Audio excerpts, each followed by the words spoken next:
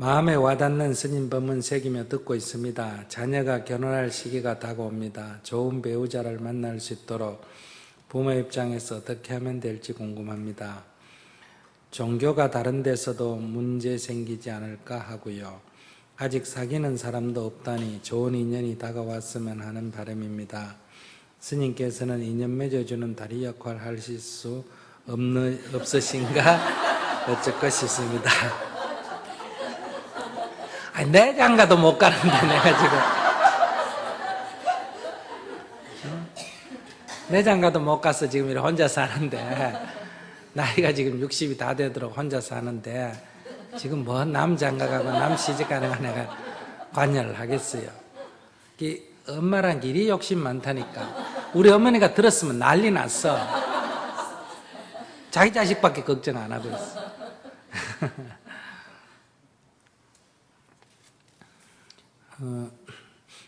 종교가 다르다고 해서 문제는 없습니다. 그러나 종교가 다른 것은 자칫 잘못하면 갈등의 큰 한 원인이 되기도 합니다. 마치 취미가 다르고 식성이 다른 게 문제가 없습니다. 맞추려고 하면 아무 문제가 없습니다. 그러나 그것이 시비거리가 될 소지는 많다, 이런 얘기예요. 마치 한국인과 일본인이, 한국인과 미국인이 결혼하면 안 된다든지 이런 건 없어요. 그러나 한국 사람끼리 결혼하는 것보다는 어때요? 살다 보면 문제가 많다. 또 한국 사람 중에서도 경상 사람이 경상 사람하고 결혼하는 것보다 전라도 사람이나 서울 사람하고 결혼하면 문제가 많습니다. 결혼하면 안 된다는 건 없어요. 그러나 결혼하면 문제가 조금 더 많을 수가 있다. 왜냐하면 언어라든지 여러 가지 사회 문화적 배경이 다르기 때문에 그래요. 그처럼 종교가 다르다고 해서 결혼을 못한다든지 하면 안 된다든지 이런 법은 없어요. 그러나 종교가 다르면 문제가 발생할 여지가 많죠.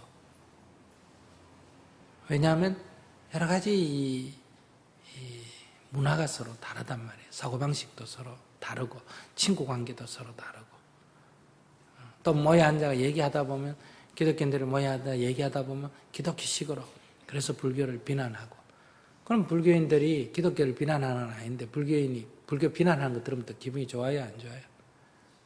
기분 나쁠 거 아니에요, 그죠?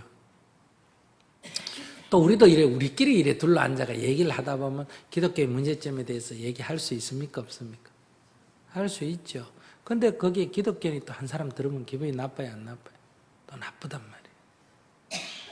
이렇게 해서 충분히 있을 수 있는 얘기인데 꼭 남의 종교를 비판하자고 하는 게 아니라 얘기를 하다 보면 좀 비판할 수도 있는 얘기고, 또 얘기하다 보면 경상끼리 둘러앉아 얘기하다 보면 잘난 사람에 대한 얘기할 수도 있고, 또 한국 사람끼리 모여서 있다 보면 일본 사람에 대해서 얘기할 수도 있잖아, 그죠?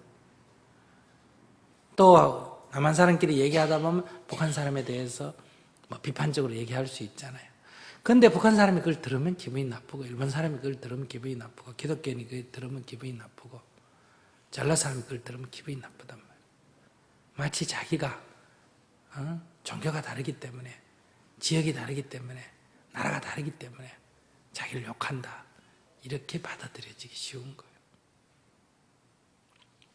그래서 갈등이 불거질 가능성이 높다, 이렇게 말할 수는 있어요. 그러나 종교가 다르기 때문에 결혼하면 안 된다든지, 민족이 다르면 결혼하면 안 된다든지, 지역이 다르면 결혼하면 안 된다든지 이런 법은 없다. 그래서 외국인과 결혼하거나 또는 다른 지역 사람하고 결혼하거나 종교가 다른 사람하고 결혼을 할 때는 항상 유의해야 될 점이 있습니다. 그것은 그들의 문화를 존중할 줄 알아야 됩니다. 그들의 문화를 이해하고 나와 다름을 인정할 줄 알아야 돼요. 그래야 공존이 가능하다, 이런 얘기. 그렇게만 된다면 전혀 문제가 없습니다. 근데 자기 문화, 자기 식대로를 고집하게 되면 이것은 훨씬 갈등이 증폭될 가능성이 있다. 그다음에 어떻게 하면 좋은 인연을 만날 수 있을까요? 지금 어머니가 할 수 있는 것은 뭐 나서가지고 결혼시키려고 배우자를 물색한다든지 이런 것보다는 어머니가 조용히 정진하는 게 최고의 좋은 인연을 만나게 하고 결혼을 또 가능하도록 성사시키는 일이다. 여러분도 결혼을 할 때 남자친구 따라 그 시어머니를 딱 보고, 시어머니가 뭐 고집이 세고 주장이 강하고 성격이 좀 모나 보이면 망설여집니까? 망설여집니까? 망설여지죠. 거기다가 남자가 뭐 확실하면 상관없는데 남자도 뭔가 이게 확실치가 않는데 거기다 가족까지 그러게 되면 그게 그만두게 되는 한 요인이 된다, 이런 얘기. 근데 남자는 막 그저 그렇고 막 해도 그만 안 해도 그만 이런데 그 가족을 보니까 어때요? 딱 마음에 든다. 그러면 이게 결혼하는 쪽으로 움직일 요인이 된다. 남자가 아예 마음에 안 들거나 남자가 확실히 마음에 들 때는 가족은 비중을 차지하지 않습니다. 근데 이게 중간쯤 서서 할까 말까 하는 이런 수준에 있을 때는 가족이 마음에 드나 안 드나가 결정적인 영향을 미치게 된다. 그래서 지금 오히려 여기 정토에서 가르치는 대로 이 가르침에 따라서 첫째, 남편에게 참회 기도를 할 것. 그래서 부부가 화목해야 된다. 그리고 부부가 화목하면 자녀들이 결혼하고 싶은 마음이 일어납니다.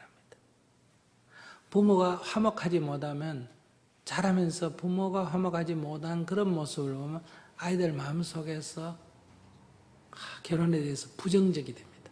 난 결혼 안 할 거야, 이런 마음이 있어요. 그래서 이 부정적인 마음이 있으면 이렇게 연애를 하거나 선을 봐도 딱 마음에 들면 괜찮아요. 근데 그렇게 딱 마음에 들지 않으면 늘 이 부정적인 것이 작용을 합니다.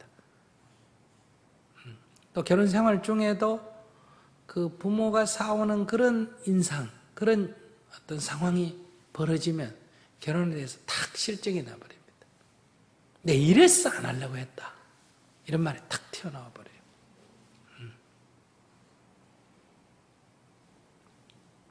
그래서 제일 중요한 거는 자녀 교육에, 자녀의 행복에 가장 중요한 거는 부부가 화목하는 거. 돈이 중요한 게 아니에요. 부부가 화목해지고 싶다고 화목해지는 게 아니잖아, 그죠? 화목해지는 방법은 상대를 인정하고 이해하는 거예요. 지금까지 내가 상대를 인정하고 이해하지 못한 것에 대한 뉘우침, 참회가 필요하다. 그리고 앞으로는 상대를 이해하고 인정해가는 그런 공부를 계속해야 되고, 그게 잘 안 돼요. 지금까지 습관이 안 됐기 때문에. 그래서 계속 우리가 참회 기도를 해야 된다. 그러려면 첫째, 내가 좋고, 두 번째, 부모하고 화목하고, 그러면 자녀들 가슴 속에 있는 결혼에 대한 부정적인 시각이 사라지고, 그것이 사라지면 바깥에서 만나는 사람 중에 어지간하면 결혼하겠다는 마음을 내게 되고, 또 결혼하겠다고 찾아왔을 때 내가 수행이 돼 있으면 어지간하면 크게 반대하지 않는다. 근데 뭐 얼굴 따지고 뭐 따지고 해가 겨우 하나 구해왔는데 엄마가 반대해가지고 또 안 된다, 이런 일이 벌어지게 된다.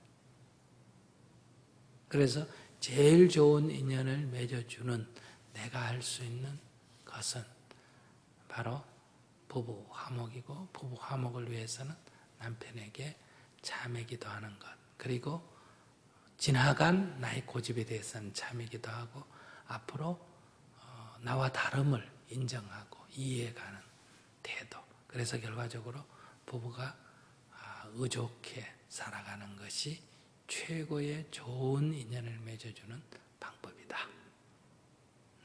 이게 우리가 부처님께 간절히 기도하는 마음이고 부처님의 가피를 받는 법이다.